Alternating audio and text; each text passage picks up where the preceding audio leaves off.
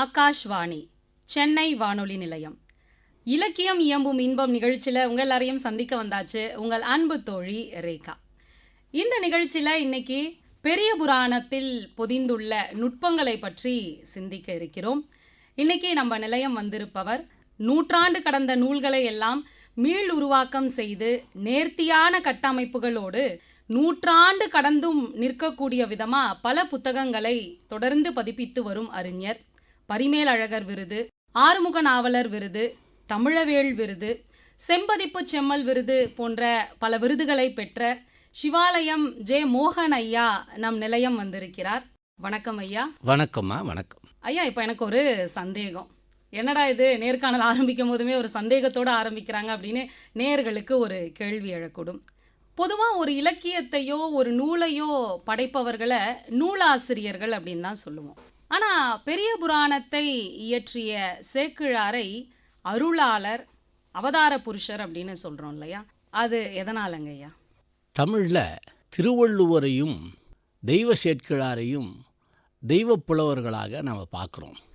இது வெறும் தமிழ் இலக்கியம் மட்டுமல்லாமல் தமிழர்களுடைய பக்தி நெறியை, பண்பாட்டு நெறியை பதிவு செய்த இரண்டு பெருநூல்களாக இந்த நூல்களும் இந்த நூலாசிரியர்களும் கருதப்படுவதால் இவர்களுடைய பெயருக்கு முன்னால் தெய்வம் என்ற ஒரு அடைமொழி, தெய்வச் சேக்கிழார், தெய்வப் புலவர் என்று நாம் அழைக்கின்றோம்.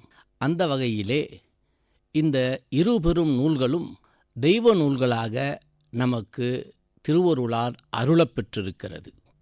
ரொம்ப சிறப்புங்க ஐயா. இப்போ ஒரு காப்பியம் பெருங்காப்பியமாக இருக்கிறதுக்கு சில நியதிகள் இருக்கும், சில வரைமுறைகள் இருக்கும் இல்லைங்க ஐயா? இப்போ இந்த பெரிய புராணத்தை நாம் பெருங்காப்பியமாக சொல்லணும் அப்படின்னா என்னென்ன வரைமுறைகள் எல்லாம் அதில் கையாளப்பட்டிருக்குங்க ஐயா? ஒரு நூல் பெருங்காப்பியமாக பேசப்பட வேண்டுமென்றால் பொதுவாகவே அந்த நூலுக்கு ஒரு பாட்டுடை தலைவன் வேண்டும். ஆங்கிலத்தில் ஒரு ஹீரோ வேணும்னு சொல்லுவோம். அந்த ஹீரோ அவதாரம் செய்த காலத்திலிருந்து அவனுடைய இறுதி காலம் வரை அந்த ஹீரோ அந்த தொடரிலே, அந்த நூலிலே தொடர்ந்து காட்சி தர வேண்டும். பெரிய கேப்பு வரக்கூடாது அந்த பாத்திரத்துக்கு. அது தொடர்ந்து வரணும். அந்த பாத்திரம் மானுட பாத்திரமாக இருக்க வேண்டும் என்பது நியதி. கடவுளை அங்கே ஹீரோவாக வைக்கக்கூடாது. தெய்வ சேக்கிழார் சொல்ல வந்தது கடவுளினுடைய அடியார்களை பற்றி. அங்கே ஒரு ஹீரோ வருவதற்கு வாய்ப்பு கம்மி. ஏன்னா 63 அடியவர்களுடைய வரலாற்றையும் 9 தொகையடியார்களையும் சேர்த்து 72 அடியவர்களை நாயன்மார்களாக தெய்வ சேக்கிழார் பதிவு செய்து காட்டுகிறார்கள். அப்போது ஒரு ஹீரோ வர்றதுன்றது கொஞ்சம் கஷ்டம். ஆனால் எல்லாருமே கடவுளை நோக்கித்தான் போவதனால கடவுளை ஹீரோ ஆக்க முடியாது என்பது இங்கே சாத்தியம் இல்லாமல் போயிடுது. அப்போது பெருங்காப்பியத்திற்குரிய எல்லா மரபுகளையும் இவர் பின்பற்றி ஆக வேண்டிய கட்டாயத்தில் இருக்கார். இதை ஒரு பெருங்காப்பிய நெறிக்குள்ளே கொண்டு வருவதற்காக தெய்வ சேக்கிழார் ஒரு மிகப்பெரிய யுக்தியை கையாளுகின்றார். அது எப்படின்னா, இந்த காப்பியம் உருவாவதற்கு மூல நூலாக நமக்கெல்லாம் திகழ்வது சுந்தரமூர்த்தி நாயனார் 9ஆம் நூற்றாண்டிலே அருளிய திருத்தொண்ட தொகை. தில்லைவாழ் அந்தணர்தம் அடியார்க்கும் அடியேன் என்று துவங்குகின்ற வரிகளோடு திருவருள் இந்த வரியை எடுத்து கொடுக்க அவர் 60 நாயன்மார்களுடைய வரலாறை பதிவு செய்கின்றார். அதனோடு சேர்ந்து இறுதியிலே தன்னையும் சடையன் இசைஞானியர் எனக்கூடிய பெற்றோர் பெருமக்களையும் சேர்த்து 63 பெயர்களை அங்கே பதிவு செய்கின்றார். இந்த நூலை மூல நூலாகவும் அதற்கு வழிநூலாக 11ஆம் நூற்றாண்டிலே திருநாரையூர் என்னும் திருத்தலத்திலே எழுந்தருளிய நம்பியாண்டார் நம்பியினுடைய திருத்தொண்டர் திரு அந்தாதியை தன்னுடைய வழிநூலாகவும் கொண்டு இந்த 2 மூல நூல்களிலிருந்து விரிவாக தெய்வ சேக்கிழார் பெருமான் இந்த புராணத்தை நமக்கு வடிவமைத்து தருகிறார்கள். மூலக்கதையை அங்கிருந்து எடுத்து கொண்டார்கள். முதலமைச்சராக இருந்த தெய்வ சேக்கிழார் பெருமான் ஒவ்வொரு ஊராக தலந்தோறும் சென்று முதல்வராகவே அங்கே அஃபிஷியலாகவே போய் கேம்ப் பண்ணுறாங்க. கேம்ப் பண்ணி அந்தந்த ஊரில் கிடைக்கக்கூடிய இன்ஃபர்மேஷன், டேட்டா எல்லாவற்றையும் கலெக்ட் பண்ணுறாங்க. கலெக்ட் பண்ணி ஒரு சேர சேர்த்து இந்த பெருங்காப்பியத்தை செய்கிறார்கள். அவர் அமைத்து கொண்ட வியூகம் என்னவென்றால், ஒரு பெருங்காப்பியத்திற்கு ஹீரோ முதல்ல வரணும். சுந்தரரை ஹீரோவாக காட்டுவதற்கு சேக்கிழார் முற்படுகின்றார். உள்ளபடியே சுந்தரனுடைய கேரக்டர் தான் சேக்கிழார் பெருமானுக்கு ஹீரோவும் கூட. இது காப்பியத்திற்கு உள்ளே நாம் போனால் இதை நாம் நன்றாக அறியலாம். சுந்தரமூர்த்தி நாயனார் 9ஆம் நூற்றாண்டிலே அவதாரம் செய்தவர்கள். பெரிய புராணத்தில் உள்ள 63 நாயன்மார் வரலாறும் 4ஆம் நூற்றாண்டில் துவங்கி 9ஆம் நூற்றாண்டோடு முடிவு பெறுகிறது. சுந்தரனுடைய பாத்திரம் இறுதியாக வரக்கூடிய பாத்திரம். அதற்காக ஒரு சிறந்த வியூகம் சுந்தரமூர்த்தியை திருவருள் ஆட்கொள்ளுகிறது. இந்த ஆட்கொள்ளுகின்ற செய்தி தான் சுந்தரனுடைய வாழ்க்கைக்கும் பெரிய புராணத்திற்கும் ஒரு கிளைமேக்ஸ், இறுதியாக சொல்ல வேண்டிய ஒரு செய்தி. அந்த கிளைமேக்ஸை முதலிலே கொண்டு தடுத்தாட்கொண்ட புராணம் என்கின்ற ஒரு தலைப்பை தந்து சுந்தரரிலிருந்து ஆரம்பிக்கின்றார். அதிலிருந்து தொடர்ந்து ஒவ்வொரு நாயனார் வரலாறாக 13 சருக்கங்களாக இதை பிரித்து 13 பார்ட்ஸ் என்று சொல்லலாம், இந்த புராணத்தை வடிவமைக்கிறார்கள். இறுதியாக சுந்தரமூர்த்தி நாயனார் திருக்கையிலைக்கு செல்லுகின்ற வரை சுந்தரரை காட்டிக்கொண்டே வருவார். வரலாற்றிலே மிகப்பெரிய இடைவெளி வரும்போது சேக்கிழார் சுந்தரரை நினைத்து சுந்தரமூர்த்தி நாயனார் துதி என்று அந்த தொடருக்கு ஒரு தொடர் லிங்க் தருவார்கள். இதுதான் முதல் யுக்தி. ரொம்ப ரொம்ப சிறப்புங்க ஐயா. இது மாதிரி நிறைய யுக்திகள் நம்ம இலக்கியம் ஒரு பெருங்காப்பியமா அமையறதுக்கு இருக்கு இல்லைங்க இருக்கிறது ஐயா. இப்போ அந்த பெருங்காப்பியத்திற்கான இலக்கியங்கள் எல்லாம் நாம பேசிக்கிட்டு இருந்தோம், தொடர்ந்து நாம் அதை பேசலாங்க ஐயா. இந்த பெரிய புராணம் நான் சொல்லியபடி 13 சருக்கங்களாக தெய்வச் சேக்கிழாரால் வடிவமைக்கப்பட்டுள்ளது. முதல் சருக்கம் திருமலை சருக்கம், 2வது சருக்கம் தில்லைவாழ் அந்தணர் சருக்கம், 3வது சருக்கம் இலைமலிந்த சருக்கம், மும்மையால் உலகாண்ட சருக்கம் 4வது சருக்கமாகவும், திருநின்ற சருக்கம் வம்பரா வரிவண்டு சருக்கம், வார்கொண்ட வனமுலையால் சருக்கம், பொய்யடிமை இல்லாத புலவர் சருக்கம், கரைகண்டன் சருக்கம், கடல் சூழ்ந்த சருக்கம், பத்தராய் பணிவார் சருக்கம், மன்னிய சீர் சருக்கம், வெள்ளானை சருக்கம் என்று சுந்தரமூர்த்தி நாயனாருக்கு திருவருள் வெள்ளை யானையை அனுப்பி அவரை கைலாயத்திற்கு அழைத்து வரச் சொன்ன வெள்ளை யானை சருக்கத்தை வெள்ளானை சருக்கம் என 13 சருக்கங்களாக இதை வடிவமைத்தார்கள். முதற் சருக்கமாகிய திருமலை சருக்கத்தில் ஒரு காப்பிய இலக்கணம் என்னவாக இருக்க வேண்டும் என்று காட்டுகிறார். முதலிலே பாயிரத்தை சொல்லுகின்றார், பிறகு திருமலை சருக்கம் சொல்கின்றார், திருநாட்டுச் சிறப்பை பதிவு செய்கின்றார், திருநகரச் சிறப்பை பதிவு செய்கின்றார், திருக்கூட்டச் சிறப்பையும் பதிவு செய்கின்றார், தடுத்தாட்கொண்ட புராணத்தை தொடருகின்றார். இந்த திருமலை சருக்கம் திருநாட்டுச் சருக்கம் எல்லாம் சுந்தரமூர்த்தியை தன்னுடைய தலைவனாக ஏற்றுக்கொண்டதனால் இந்த தலைவனுடைய நகரமாகிய திருவாரூரையே சருக்கங்களிலே பதிவு செய்கின்றார். இது 4286 விருத்தப்பாக்களால் ஆன புராணம். ஆசிரியர் இந்த புராணத்திற்கு திருத்தொண்டர் புராணம் என்றே பதிவு செய்கிறார்கள். பெரிய புராணத்தை உலகலாம் என்று துவங்கி உலகலாம் என்று முடிக்கின்றார்கள். இந்த நூலுக்கு நூலாசிரியர் நூற்பெயர் வைக்கின்றார். ஒரு விருத்தத்தில் இங்கிதன் நாமம் கூறின் இவ்வுலகத்து முன்னால் தங்கிருள் இரண்டின் மாக்கள் சிந்தையுட் சார்ந்து நின்ற பொங்கிய இருளை ஏனை புறையிருள் போக்குகின்ற செங்கதிரவன் போல் நீக்கும் திருத்தொண்டர் புராணம் என்பாம் என்று பதிவு செய்கிறார்கள். அடுத்து திருமலை சருக்கத்திற்கு போகிறார்கள். திருமலை சருக்கத்திலே மலையிலிருந்து துவங்குகின்ற நதியிலிருந்து இயற்கை வளத்தையெல்லாம் பதிவு செய்கிறார்கள்.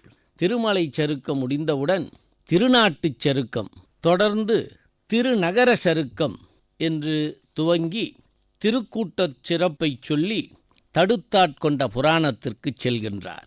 கங்கையும் மதியும் பாம்பும் கடுக்கையும் முடிமேல் வைத்த அங்கனர் ஓலை காட்டி ஆண்டவர் தமக்கு நாடு.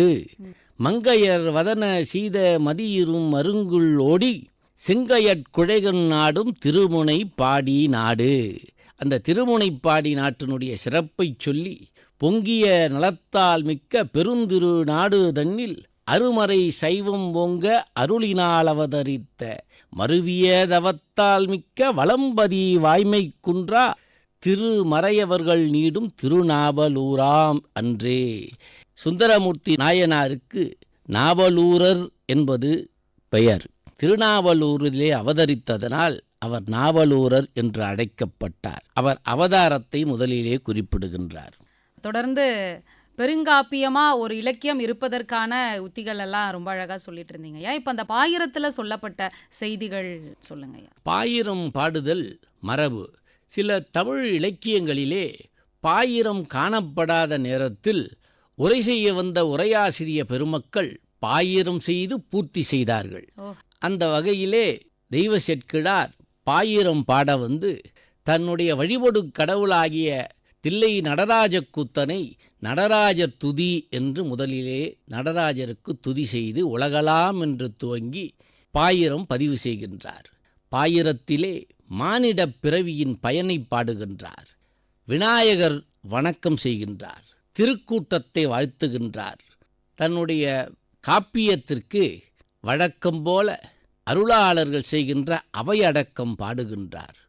நூற்பெயருக்கான விருத்தத்தையும் பாடி பதிவு செய்கின்றார். பாயிரத்தை 6ஆக பிரித்து 6 தலைப்புகளிலே அவர் விருத்தம் பாடி பதிவு செய்துள்ளார். ஐயா, பெரிய புராணம் இயற்றிய சேக்கிழார் அவர்களை பற்றி சொல்லுங்க. அவர் பிறந்த ஊர், இருந்த காலம், அதை பற்றி சொல்லுங்க ஐயா. தெய்வ சேக்கிழார் பெருமான் அனவாய சோழனாகிய 2ஆம் குலோத்துங்கனுடைய காலத்து முதலமைச்சராக திகழ்கின்றார். 11ஆம் நூற்றாண்டினுடைய இறுதிப் பகுதியும் 12ஆம் நூற்றாண்டினுடைய ஆரம்பத்திலும் தெய்வ சேக்கிழாருடைய அவதார காலங்களாக நாம் பார்க்கிறோம். இந்த காலத்திலே தெய்வ சேக்கிழார் சோழ நாட்டிலே தொண்டை மண்டல குலத்திலே அவர் அவதரிக்கிறார்கள்.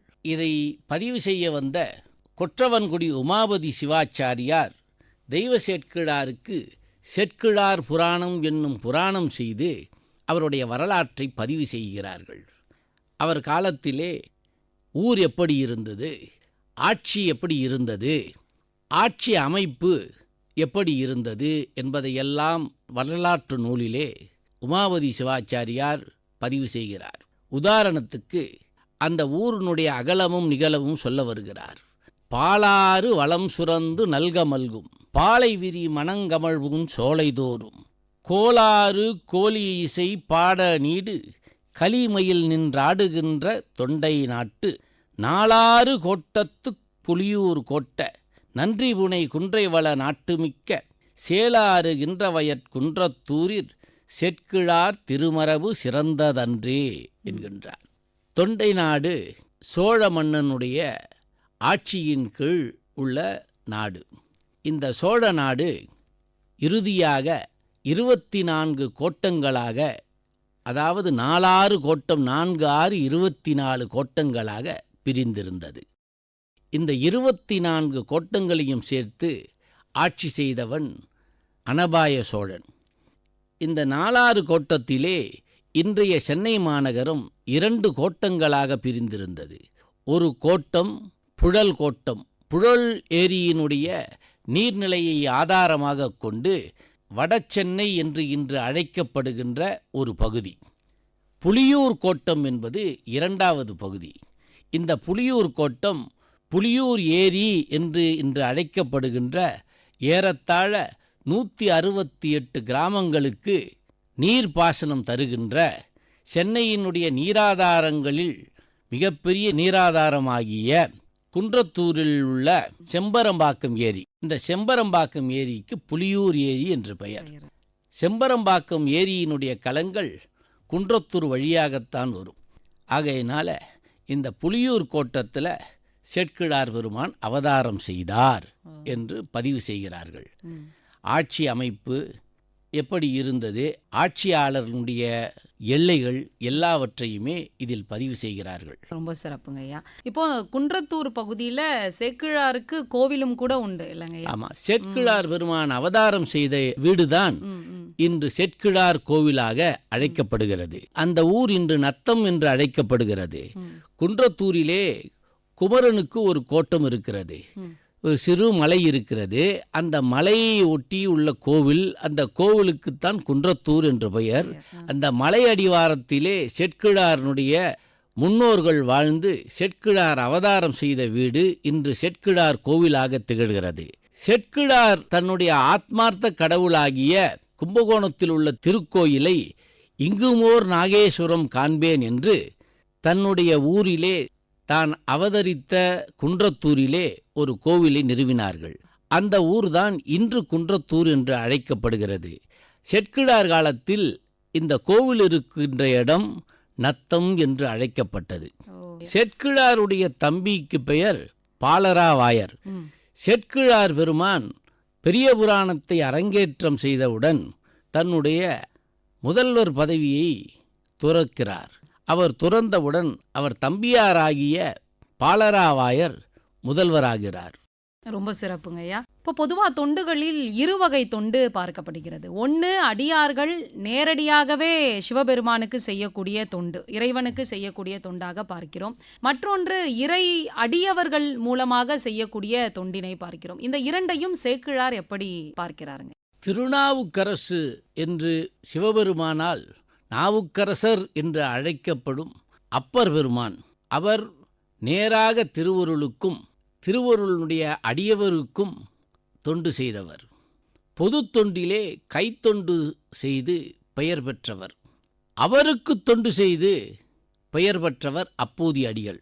இந்த வகையிலே நாம் திருநாவுக்கரசரை சிந்திப்போம். திருநாவுக்கரசர் பெயரையே சொல்லி திருத்தொண்டு செய்து திருநாவுக்கரசருக்கு முன்னமே கைலாயத்திற்கு சென்று திருவடி பேறு பெற்ற அப்பூதி அடிகளையும் சிந்திப்போம். இப்போ அந்த இருவகை தொண்டுல அடியவர்களுக்கு செய்யக்கூடிய தொண்டு நிறைய பார்க்கிறோம் ஐயா. இப்போ அப்பூதி அடிகள், அவர் மனசுல ஒரு சிறந்த நீங்கா அடியவரா இடம் பெற்றவர் திருநாவுக்கரசர். திருநாவுக்கரசர் பெயர்ல நிறைய தொண்டுகள் அவர் செய்து வந்தார். அதை பத்தி பேசலாங்க ஐயா. திருநாவுக்கரசு நாயனாரை அப்பூதி அடிகள் பார்த்ததே இல்லை. பார்க்காமலே திருநாவுக்கரசனுடைய சிறப்புகளை, அவருடைய தவத்தினுடைய வலிமையை அப்பூதியடிகள் தெரிந்து வைத்திருந்தார்கள். இன்னைக்கு நமக்கெல்லாம் இருக்கிற மாதிரி வாய்ப்புகள் அன்னைக்கு இல்லை. நமக்கு ஊடகங்களெல்லாம் இன்று வசதிகளாக இருக்கின்றன. அன்று அந்த வாய்ப்பு இல்லாத காலத்திலே அப்பூதியடிகளுடைய தவப்பயனால் திருநாவுக்கரசனுடைய சிறப்பு அவருக்கு தெரிய வந்திருக்கிறது. இதை சொல்ல வந்த சேக்கிழார் பெருமான், தாண்டவம் புரிய வல்ல தம்பிரானாருக்கு அன்பராகிய அப்பூதி அடிகள் இந்திய புகழின் பாலார் எல்லையில் தவத்தின் மிக்கார் ஆண்டசீர் அரசின் பாதம் அடைந்தவர் அறியாமுன்னே காண்டரும் காதல் கூற கலந்த அன்பினராய் உள்ளார். திருநாவுக்கரசர் மீது அவரை அறியாமலேயே அவர் மீது அன்பு கொண்டு இருந்தார். இந்த தவத்தினுடைய முதற்படி களவு, பொய், காமம், கோபம் முதலிய குற்றம் காய்ந்தார். இந்த ஒழுக்க நிலையை தெய்வ சேக்கிழார் பதிவு செய்கின்றார். அவருடைய தவம் களவு, பொய், காமம், கோபம் முதலிய குற்றம் களைந்த வாழ்க்கை நெறி நின்றவர். வளமிகு மனையின் வாழ்க்கை நிலையினார். வளமான குடும்ப வாழ்க்கை நடத்த வல்ல ஒரு சான்றோர் என்று பதிவு செய்கிறார். மனைப்பாலுள்ள அளவைகள் நிறைகோள் மக்கள் ஆவோடு மேதி மற்றும் உளவலாம் அரசின் நாமும் சாற்றும் அவ்வொழுகலாக இருந்தார் என்கின்றார். அப்படி என்றால் அளவைகள் வீட்டில் எதையெல்லாம் வச்சு அளவிடுவோமோ, உதாரணத்துக்கு உழக்கு, ஆழாக்கு, படி, இவற்றிற்கெல்லாம் திருநாவுக்கரசருடைய பெயரையே வைக்கின்றார். இந்த சிறிய திருநாவுக்கரசை கொண்டு வா, பெரிய திருநாவுக்கரசரை கொண்டு போய் வைங்க, அப்படி சொல்றார். வீட்டில் இருக்கக்கூடிய பசுவுக்கு திருநாவுக்கரசு என்று பெய்கின்றார். ம். தன்னுடைய மக்களுக்கு 2 குழந்தை அவருக்கு, பெரிய திருநாவுக்கரசு, சிறிய திருநாவுக்கரசு. பார்க்கும் இடந்தோறும் பார்த்த பொருள்தோறும் திருநாவுக்கரசருடைய திருநாமத்தையே சிந்திக்க வல்லவர். இப்படி அவர் தவம் செய்கின்றார். உலகெல்லாம் திருநாவுக்கரசு, திருநாவுக்கரசருடைய நாமமே நம்முடைய வாழ்க்கையினுடைய தவம் என்று நினைத்து திருநாவுக்கரசனுடைய சிந்தனையிலேயே வாழ்க்கை நடத்தி வந்தார். வடிவுதான் காணாராயும் மன்னுசீர் வாக்கின் வேந்தர், செட்கிழாருடைய பதிவு இது. பார்க்கல, ஆனா வாக்கின் சீர் வேந்தராகிய திருநாவுக்கரசரை அடிமையும் தம்பிரானார் அருளும் கேட்டவார் என்று செட்கிழார் பல பதிவுகள் செய்கின்றார். செட்கிழார் செய்கின்ற பதிவிலே எல்லாமே திருநாவுக்கரசு என்று சொல்லி திருநாவுக்கரசின் பெயரிலே தண்ணீர் பந்தல், திருநாவுக்கரசனுடைய பெயரிலே தன்னுடைய அறக்காரியங்கள் அறச்செயல்கள் எல்லாவற்றையும் செய்து வரலானார். ஒரு நாள் திருநாவுக்கரசரே அவர் வீட்டுக்கு வந்து, அப்பா, இந்த திருநாவுக்கரசு பேர்லேயே எல்லாம் எங்கே பார்த்தாலும் இருக்கிற அந்த மனுஷன் யாரு அப்படின்னு கேட்குறார். அப்போது திருநாவுக்கரசர் எனக்கூடிய அந்த தவச்சீலரை உங்களுக்கு தெரியாதா? திருநாவுக்கரசரை தெரியவில்லை என்று சொல்கிறீர்களே என்று திருநாவுக்கரசரையே பார்த்து கேட்டார். இந்த பதிவை அழகாக செட்கிழார் பெருமான் நமக்கெல்லாம் பதிவு செய்து காட்டுகிறார்கள். பிறகு திருநாவுக்கரசருக்கு அமுது செய்வித்து அவரை வழி அனுப்பி வைக்கிறார்கள். திருநாவுக்கரசு பெயர் சொன்னதனால் நமச்சிவாயத்தையே சொல்லி வந்த திருநாவுக்கரசருக்கு முன்னமே அடியவனுடைய திருநாமத்தையே தன் வழிபடும் மந்திரமாக அப்பூதி அடிகள் தன் வாழ்க்கையிலே பயிற்சி செய்த வந்த காரணத்தினால் அவர் தவம் பெரிது என்று சொல்லி அப்பர் சாமிக்கு முன்னமே திருநாவுக்கரசருக்கு முன்னமே அப்பூதி அடிகளை திருவருள் தன்னுடைய திருப்பாதத்தை காட்டி அழைத்து கொண்டது என்று தெய்வ செட்கிழார் பதிவு செய்கின்றார். தொண்டருக்கு தொண்டராகிய பெருமான் தொண்டர் சீர் பரவுவர்களைத்தான் முதலிலே தன் பக்கத்தில் அழைத்து கொள்வார் என்ற இந்த பதிவு நமக்கெல்லாம் நல்ல உதாரணமாக திகழ்கிறது. தொடர்ந்து இறை அடியவருக்கு தொண்டு செய்தவராக அப்பூதி அடிகளை பற்றி ரொம்ப அற்புதமாக சொன்னீங்க ஐயா. இப்போ நேரடியாக இறைவனுக்கு தொண்டு செய்த நாயன்மார்களும் இருக்கிறார்கள். அவர்களில் யாராவது ஒருத்தர் சொல்லுங்க ஐயா. பலரை அந்த வகையிலே செட்கிழார் பதிவு செய்து நமக்கு காட்டுகிறார்கள். நாமெல்லாம் அறிந்த திருக்காலத்தி கண்ணப்ப தேவரை நாம் சிந்திக்கலாம். கண்ணப்பர் திருவருளை தானாகவே தன்னுடைய தவத்தின் வலிமையினால் நேராக திருத்தொண்டு செய்ய பணித்தவர். கண்ணப்ப நாயனார் முதலிலே வேட்டையாட போகின்றார். இந்த கதையெல்லாம் நமக்கு எல்லாருக்கும் தெரியும். அந்த வகையிலே வேட்டையாடியதில் கிடைத்த அந்த மாமிசத்தை கொண்டு வந்து தான் என்ன இன்பம் பெறுகிறேனோ அந்த இன்பத்தை திருவருளுக்கு படையலாக்க வேண்டும் என்ற எண்ணத்திலே முதலிலே வந்து நெருப்பிலே வைத்து சுட்டு திருவருளுக்கு படையல் செய்ய முற்படுகின்றார். அந்த நேரத்திலே சிவலிங்கத்தின் கண்ணிலிருந்து உதிரம் வருவதை கண்டார். கண்டவுடன் மிகவும் வருத்தப்படுகிறார். இதற்கு எப்படி நான் மருந்து கொண்டு வருவேன் என்று சொல்லி துடிக்கிறார். துடித்த அவர் கண்டேன் இதற்கு மருந்து என்று அங்குள்ள மூலிகைகளையெல்லாம் கொண்டு வந்து அந்த கண்ணிலே வைத்து அப்புகின்றார். உதிரம் நின்றபாடில்லை. உடனே நல்ல மருந்து நான் கண்டேன் என்று சொல்லி தன்னுடைய கையிலே இருந்த அம்பினால் கண்ணை பெயர்த்து அந்த கண்ணிலே அப்புகின்றார். சிவபெருமானுடைய கண்ணிலே தன்னுடைய கண்ணை அப்பிய கண்ணப்பன் இறைவனுக்கு நேரடியாக தன்னுடைய அன்பை காட்ட முற்படுகின்றார். முற்படும் வேளையிலே மகிழ்ச்சியிலே கூத்தாடுகின்றார்.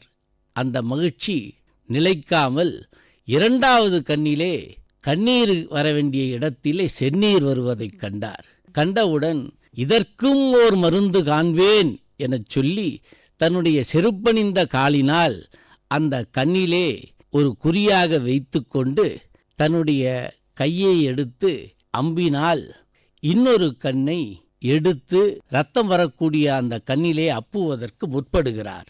அப்பொழுது சிவபெருமான் தன்னுடைய படைப்பிலே இப்படி ஓர் அற்புதமா என பெருமானே அசந்து பக்தியினுடைய மேன்மையை கண்ணப்ப நாயனார் காட்ட பெருமான் தன்னுடைய கையைக் கொண்டு கண்ணப்பனுடைய கையை பிடித்து கண்ணப்ப நிற்க என்றார். நில்லு கண்ணப்ப, நில்லு கண்ணப்ப, உன்னுடைய அன்பு என்னால் தாங்கிக் கொள்ள முடியவில்லை கண்ணப்பா, நில்லு கண்ணப்ப என்று கையை பிடித்து கொண்டார் என்று தெய்வ செட்கிழார் பதிவு செய்கின்றார். இந்த நிகழ்ச்சியை வள்ளற் பெருமான் தன்னுடைய திருவருட்பாவிலே கண்ணப்ப நிற்க என்று கைபிடித்தார் எம் கடவுளரே என்று பதிவு செய்து காட்டுகின்றார். இந்த வகையிலே பல அடியவர்கள் திருவருளுக்கு நேரடியாகவே தங்களுடைய அன்பை செலுத்தி திருவருள் பேறு பெற்றார்கள் என்று தெய்வ செட்கிழார் பதிவு செய்து காட்டுகின்றார். ஊனுக்கு ஊனே மருந்து அப்படின்னு கண்ணப்ப நாயனாரினுடைய வரலாறு ரொம்ப அற்புதமாக சொன்னீங்க ஐயா. பட்டினத்தார் கூட தொண்டு செய்து நாளாரில் கண்ணிடத்து அப்ப வல்லேன் அல்லேன் என்று அவருடைய பெருமையை பேசினார். இப்படி இறைவனுக்கு நேரடியாக தொண்டு செய்தவர்கள், இறை அடியவர்களுக்கு தொண்டு செய்தவர்கள் பற்றி நாம் பேசணும், தொடர்ந்து பேசுவோம். ஐயா, இப்போ சேக்கிழார் ஒவ்வொரு நாயன்மாரையும் அறிமுகப்படுத்துவதற்கு முன்னாடி அவர்கள் நாட்டு சிறப்பை சொல்கிறாரு இல்லைங்களா ஐயா? நீங்கள் முதல்ல கூட திருமலை சிறப்பு, திருநாட்டினுடைய சிறப்பு எப்படி இருந்தது அப்படின்னு பேசிகிட்டு இருந்தோம். அப்படி சேக்கிழார் காட்சிப்படுத்திய அந்த இயற்கை வளங்கள், அந்த நுட்பங்கள், அதை பற்றி சொல்லுங்க ஐயா. ஒவ்வொரு நாயன்மாரை அறிமுகம் செய்யும் போதும் அந்த நாயன்மார் அவதாரம் செய்த திருத்தலத்தை அந்த நாட்டுச் சிறப்பாகவும் நகரச் சிறப்பாகவும் அந்த ஊரினுடைய செழுமையையும் செட்கிழார் பதிவு செய்ய மறந்ததே இல்லை. அந்த வகையிலே உதாரணத்துக்கு எடுத்துக்கொள்வோமேயானால் திருமூல நாயனார் புராணம். திருமூலரை திருக்கயிலாயத்திலிருந்து செட்கிழார் பெருமான் இங்கே அழைத்து வருகிறார். புராண அமைப்பு அப்படி இருக்கிறது.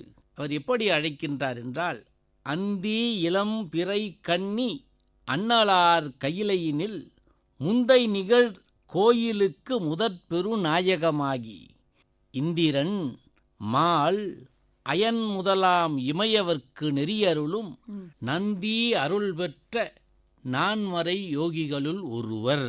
அப்படி இவர் யார், யாரிடத்திலே பயின்றார், இவருடைய குருகுலத்தினுடைய பெருமை என்ன, எந்த ஊரிலிருந்து வரார், அந்த ஊரினுடைய சிறப்பு என்ன, அந்த ஊரிலே இருக்கக்கூடிய அந்த நந்தியம் பெருமான் யாருக்கெல்லாம் நெறி அருளக்கூடியவன் என்று காட்டுகையிலே இந்திரன் மால் அயன் முதலாம் இமையவருக்கு நெறியருளக்கூடிய அந்த ஆசிரியரிடத்திலே பயின்ற ஒரு முனிவர் இங்கே வருகின்றார் என்று காட்டுகின்றார்.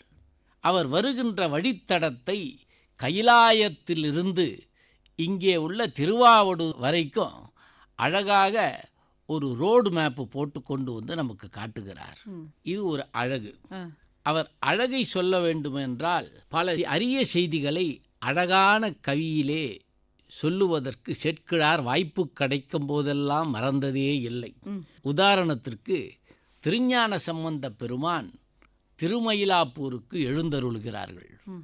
அவர் எழுந்தருளிகையிலே இங்கே அனைவரும் அறிந்த ஒரு செய்தி, அங்கம் பூம்பாவையை உயிர் பெற செய்தல். உயிர் பெற செய்தவுடன் திருஞான சம்பந்த பெருமான் பதிகம் பாடி எலும்பு சாம்பல் குடத்திலிருந்து அங்கம் பூம்பாவையை உயிர் பெற செய்யும் பொழுது திருஞான சம்பந்தனுடைய பார்வை எப்படி இருந்தது என்று ஒரு அழகிய பாடலையை பதிவு செய்கிறார்கள்.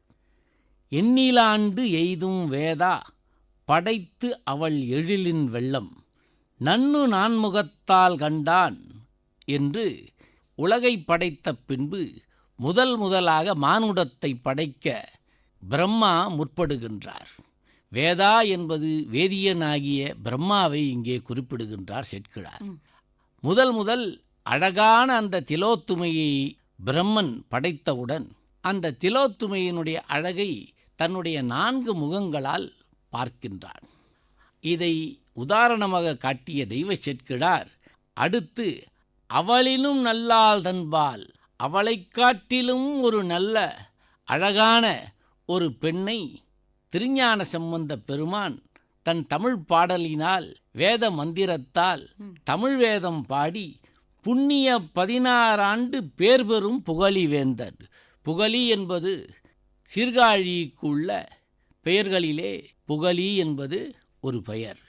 இந்த புகழியிலிருந்து அவதாரம் செய்த சீர்காழி ஞானசம்பந்தப் பெருமான் 16 ஆண்டுகள் நிரம்பிய ஒரு காளையாக திகழ்கின்ற அந்த ஞானசம்பந்தப் பெருமான் இந்த குழந்தையை எப்படி பார்த்தார், தான் பெற்ற குழந்தையை எப்படி பார்த்தார் என்று காட்ட முற்படுகின்ற தெய்வ செட்கிழார் பெருமான் கண்ணுதல் கருணை வெள்ளம் 1000 முகத்தார் கண்டார்.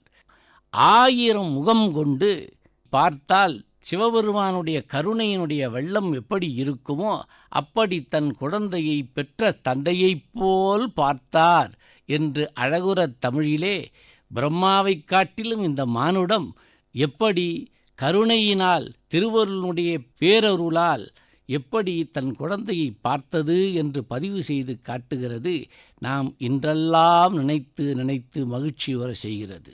சிறப்புங்கய்யா. திருஞான சம்பந்தர் பூம்பாவை வரலாறு பற்றி ரொம்ப அழகாக சொன்னீங்கய்யா. திருமயிலையில் மிக விமர்சையாக நடைபெறக்கூடிய ஒரு நிகழ்வாக பூம்பாவை உயிர்ப்பித்தல் நிகழ்வை அப்படியே நிகழ்த்தி காட்டக்கூடிய ஒரு அம்சமாக அது ஒவ்வொரு வருடமும் நடைபெறும். ரொம்ப சிறப்புங்கய்யா. தொடர்ந்து இப்போ நிறைய நில வளங்களை பற்றியும் ஆற்று வளங்களை பற்றியும், ஏன்னா இப்போ ஒரு ஊர் செழிப்புற இருக்கணும் அப்படின்னா அங்கே இருக்கக்கூடிய நீர்வளம் நிலவளம் இதெல்லாம் செழிப்புற்று இருக்க வேண்டும். சேக்கிழார் அதை எப்படியெல்லாம் வெளிப்படுத்துகிறாருங்கய்யா? ஒரு ஊரினுடைய வளத்தை பற்றி சொல்ல முற்படும்போது செட்கிழார் எப்படி சொல்வார் என்றால், திருவாரூரினுடைய சிறப்பை சொல்ல வேண்டும் என்று நினைக்கின்றார். காரேறும் கோபுரங்கள், கதிரேறும் மலர்ச்சோலை, தேரேறும் மணிவீதி என்று திருவாரூரினுடைய நகரச் சிறப்பை சொல்கின்றார். கார் என்றால் மேகம். மேகத்தை முட்டுகின்ற அளவிற்கு கட்டிடங்கள் கோபுரங்கள் இருந்தனவாம் திருவாரூரிலே. கதிரேறும் மலர்ச்சோலை, எங்கு பார்த்தாலும் சோலை, ஊசி குத்த கூட அங்கே இடமில்லாத அளவுக்கு செழுமை நிறைந்த ஊராக இருந்தது. அந்த சோலையிலே முழுவதும் கதிர் ஏறி இருந்தது. அப்படி என்று பசுமையை காட்டுகின்றார். தேரேறும் மணிவீதி என்றால் வீதியெல்லாம் சின்ன சின்ன தெருக்களாக இல்லாமல் குறுக்கு தெருக்களாகவும் இல்லாமல் சிறந்த விசாலமான சாலைகளாக, தேர் செல்லக்கூடிய சாலைகளாக இருந்தன என்பதை பதிவு செய்து நமக்கு தருகின்றார். ஆற்று வளத்தை பற்றி சொன்னீர்கள். தென்னாட்டிலே பாயக்கூடிய ஆறு காவிரி ஆறு. இந்த காவிரி ஆறு அங்கே தடுத்தாட்கொண்ட புராணத்திற்கு முன்னரே சொல்லும்போது சிறப்பு சொல்ல வந்த செட்கிழார் இந்த காவிரி பிறந்த கதையை சொல்லுகின்றார். ஆதிமாதவ முனி அகத்தியந்தரு புதநீர் கமண்டலம் பொழிந்த காவிரி என்று குடகு மலையிலே தமிழ் முனிவன் அகத்தியனுடைய கமண்டலம் பொழிந்த காவிரி என்று காவிரியின் துவக்கத்தை நமக்கு பதிவு செய்து காட்டுகின்றார். அந்த காவிரி வளமாக வந்து விசாலமாக விரிந்து இந்த நாடு முழுவதும் எப்படி பரவி கிடக்கிறது என்பதை சொல்ல வந்த தெய்வ செட்கிழார் பெருமான், கடல் அலைகள் கரையோரம் வந்து வந்து போகின்றன. எதற்காக என்றால் கடலுக்கு பசி அதிகமாக இருக்கின்றது என்று ஒரு கற்பனையை பதிவு செய்து காட்டுகின்றார். கடலினுடைய பசியை தீர்க்க வல்லது எது என்று சொல்லும்போது நம்முடைய திருமூல நாயனார் புராணத்திலே திருமூலர் காவிரி கரைக்கு வருகின்றார். கரையிலிருந்து காவிரி ஆடி திருவாவடுதுறை சென்று அடைகின்றார் என்று பதிவு செய்ய வந்த தெய்வ செட்கிழார் பெருமான் கடல் வயிறு நிறையாத காவிரியின் கரை அணைந்தார் என்பார். கடலிலே காவிரி சென்று அடைந்தவுடன் கடலுக்கு ஒரு தாகம் உண்டு. அந்த தாகத்தை தீர்க்க வல்ல விசாலமான விரிந்த ஒரு தெய்வ நதித்தான் காவிரி என்பதை பதிவு செய்து காட்டுகின்றார். ரொம்ப சிறப்புங்கய்யா. காவிரி கடல்ல போய் கலக்கக்கூடிய இடத்தை காவிரி பூம்பட்டினம்னு காவிரி பூம்பட்டினம் என்று நாம் சொல்லுவோம். அதற்கு இன்னொரு பெயர் புகாருன்னு கூட உண்டு இல்லைங்கய்யா? அது புகார் நகரம் என்பதனால் அது புகார் என்று நம் சிலப்பதிகாரத்திலே பதிவு செய்து காட்டியிருக்கிறார்கள். அதாவது செல்வங்கள் எதையும் வேண்டி வேறொரு நாட்டிற்கு புகார் என்பதால் அது புகார் என்று பெயர் வந்ததுன்னு கூட, நிறைவான நகரம் என்று பொருள். ரொம்ப சிறப்புங்கய்யா. கொள் என கொடுத்தல் உயர்ந்தன்று, அதன் எதிர் கொள்ளேன் என்றால் அதனினும் உயர்ந்தன்று. அப்படி வீடு பேற்றினை கொள் என இறைவன் கொடுக்கின்ற பொழுது கூட அதை வேண்டாம் என மறுத்தவர்கள் தொண்டர்கள். அப்படிப்பட்ட தொண்டர்களின் பெருமையை பேசக்கூடிய பெரிய புராணத்தினுடைய நுட்பங்களை எல்லாம் ஆய்வு செய்து கொண்டிருக்கிறோம். ஐயா, இப்போ பெண் குலத்தினுடைய பொன் விளக்காகவும் ஒரு தமக்கை தாயாகவும் உயர்ந்த ஒரு வரலாறு அப்படின்னா திலகவதியார். 63 நாயன்மார்களில் 3 பெண்ணடியார்களாக இருக்கிறார்கள். திலகவதியார் ஒரு தமக்கை அளவில் இருந்து தாயாராக உயர்ந்து தம்பியை எப்படியெல்லாம் அவர்கள் இந்த சமயத்திற்கு கொண்டு வந்தார்கள், அதை பற்றி சொல்லுங்க ஐயா.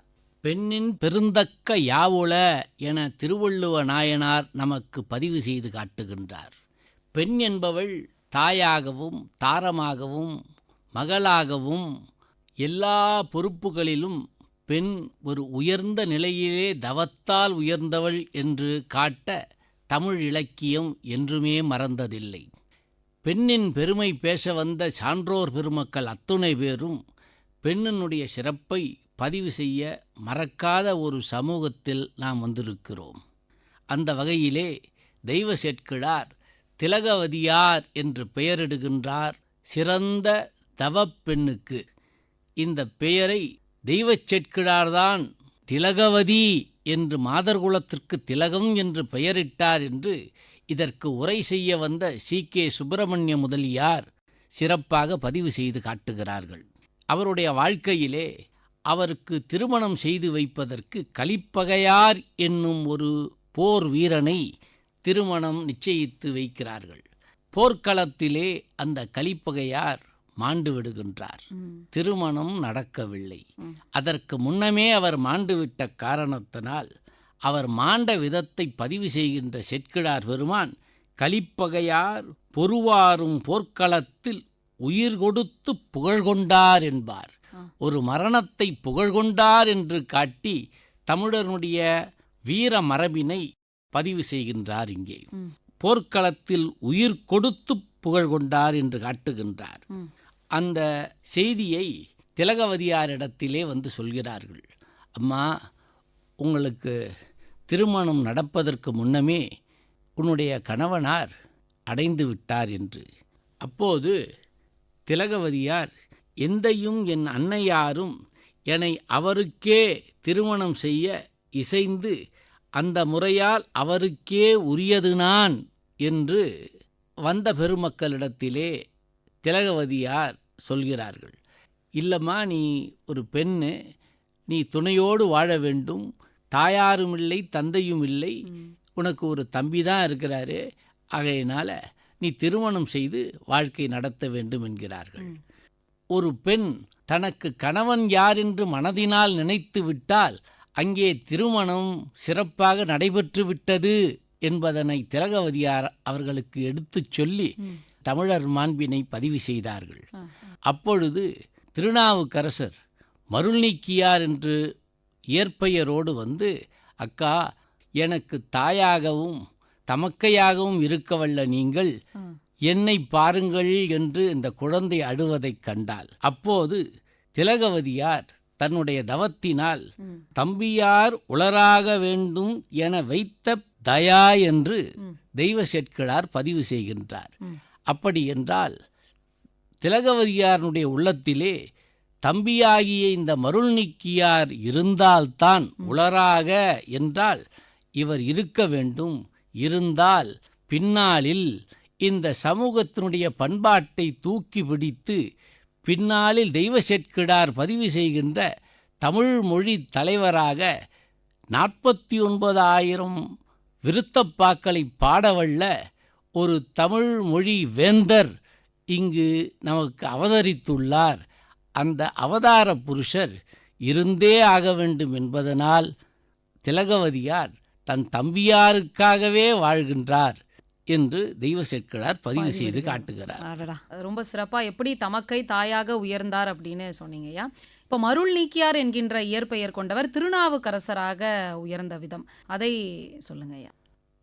திருநாவுக்கரசர் கிட்டத்தட்ட 29 வயது வரை தருமசேனர் என்ற பெரும்பட்டத்தோடு இருந்து பின்னாளில் சூளை நோய் அவரை ஆட்கொள்ள சூளையை நீக்குவதற்காக தன்னுடைய தமக்கையாரை வந்து தரிசனம் செய்கின்றார்.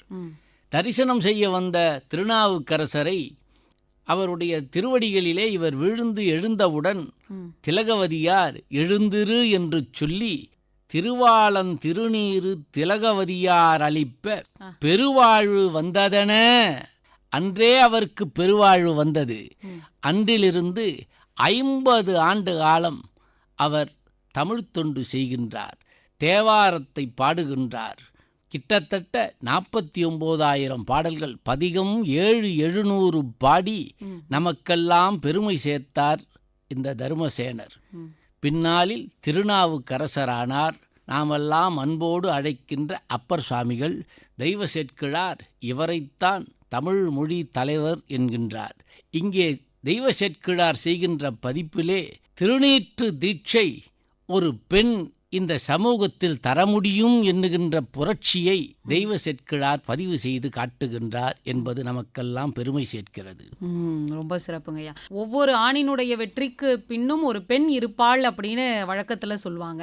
ஆனால் ஒரு திருநாவுக்கரசரை, அப்பர் சுவாமிகளை இந்த மண்ணிற்கு கொடுத்தவர் அவருடைய தமக்கை அப்படின்னு சொல்கின்ற பொழுது ரொம்ப மகிழ்ச்சியா இருந்தது. அதனால்தான் சான்றோரை திலகவதி, மாதர்குல திலகம் என்று தெய்வ சேக்கிழார் பெயரிடுகின்றார். சிறப்புங்கய்யா. மாதர் குலத்திற்கே அவரால் ஒரு பெருமை ஏற்பட்ட விதத்தை ரொம்ப அழகா சொன்னீங்கய்யா. நிகழ்ச்சியோட நிறைவு பகுதிக்கு வந்துட்டோம். இப்போது பொதுவாக பெரிய புராணத்தில் நிறைய வாழ்வியல் செய்திகள் பொதிந்திருக்கு. பொதுவாக இலக்கியங்கள் அப்படின்னாலே நம் வாழ்க்கை தரத்தை வெற்றி பயணமாக மாற்றுவதற்கு, வாழ்க்கை சிறந்த வாழ்க்கையாக அமைவதற்கான கட்டமைப்பை ஏற்படுத்துவது இந்த இலக்கியங்கள். அப்படி பெரிய புராணத்திலும் கூட நிறைய வாழ்வியல் செய்திகள் பொதிந்திருக்கு. அதை பற்றி சொல்லுங்க ஐயா. பெரிய புராணம் ஒட்டுமொத்தமாக பார்க்க போனால் இது ஒரு வாழ்வியல் நெறி நூல் என்றே நாம் கருத வேண்டும். இந்த நூலை செய்த தெய்வ சேக்கிழார் பெருமான் ஒரு சமூக பொறுப்போடு, ஒரு முதலமைச்சர் தன் மக்களுக்கு என்னவெல்லாம் செய்ய வேண்டுமோ அவற்றையெல்லாம், இந்த சமூகம் எப்படி இருக்க வேண்டுமோ அவற்றையெல்லாம் சிறப்பாக பதிவு செய்து தந்தார்கள். இந்த நூல் மக்களின் சிந்தை இருள் போக்கி ஞான வெளித்தந்து இகத்தும் பரத்தும் இன்பமளித்து பேரின் இன்ப முத்தி தரவல்ல நூல். பேரின்ப வீட்டிற்கு சாதனமாக இதுவே சாத்தியம் என்பதை சேக்கிழாரின் பிற்றை வாழ்நாட்சரித வரலாற்றினால் அறிய நமக்கு தெரியப்படுத்துகின்ற நூலாக திகழ்கிறது. கலை ஞானங்களை அறிந்து ஒழுகும் உலகியல் நல்வாழ்வுக்கு பெரிய புராணம் ஒரு பெருந்துணையாகும். முன்னோர் மொழிப்பொருளையும் கல்லெழுத்துச் சான்றுகளையும் கருவியாக கொண்டு விளக்குதலின் இஃது ஒரு வரலாற்று நூலாக கருதலாம். ஓம உருவு, சொல்லழகுகள், சொல் அடுக்குகள், இயற்கை வர்ணனை, இலக்கண நுட்பம் முதலியவற்றை ஆங்காங்கே எடுத்து காட்டுவதனால் இஃது ஓர் இலக்கிய நூலாகும். மூவர் அருளிய திருமுறைகளில் காணும் திட்ப நுட்பங்களை ஆங்காங்கு விரித்து உரை செய்வதனால் இஃது ஒரு ஞான விரிவுரை நூலாகும். உலகியல் வாழ்வியல், இல்லறம் துறவறம் ஆகிய இரு நெறிகளிலும் நின்று வாழ வேண்டிய முறைகளை இந்த நூல் கூறுவதனால் இஃது ஒரு வாழ்வியல் நூலாகும் என்று நாம் கொள்ளலாம். ரொம்ப சிறப்புங்கய்யா. பெரிய புராணம் என்கின்ற ஒரு நூல் எவ்வளவு நூல்களாக அதை நாம் பார்க்க முடியும், இலக்கிய நுட்பத்தை வைத்தும் இறை அடியவர்களினுடைய சிந்தனைகளை வைத்தும் அப்படின்னு ரொம்ப அழகா சொன்னீங்கய்யா. உமையோ இறைவர் பாகத்துள் ஒடுக்கம், இறைவரோ தொண்டர் உள்ளத்துள் ஒடுக்கம், தொண்டர் தம் பெருமை சொல்லவும் பெரியதே என்றார் ஔவையார். அப்படி செயற்கரிய செய்த தொண்டர்களின் பெருமையை சேக்கிழார் ரொம்ப அழகாக இந்த பெரிய புராணத்தில் பதிவிட்டிருப்பார். அதனுடைய நுட்பங்களை குறுகிய நேரமாக இருந்தாலும், ஏன்னா 4286 பாடல் அப்படின்னு சொல்லும் பொழுது ஒரு 40-50 நிமிடத்திற்குள்ளே அதை அடக்கிட முடியுமா அப்படிங்கிறது ஒரு பிரமிப்பு தான். அவ்வளவு ஒரு குறுகிய நேரமாக இருந்தாலும் அதனுடைய நுட்பங்களை ரொம்ப சிறப்பாக சொன்னீங்க ஐயா. நிலையத்தின் சார்பாக உங்களுக்கு நன்றிகளை தெரிவித்துக் கொள்கிறோம்.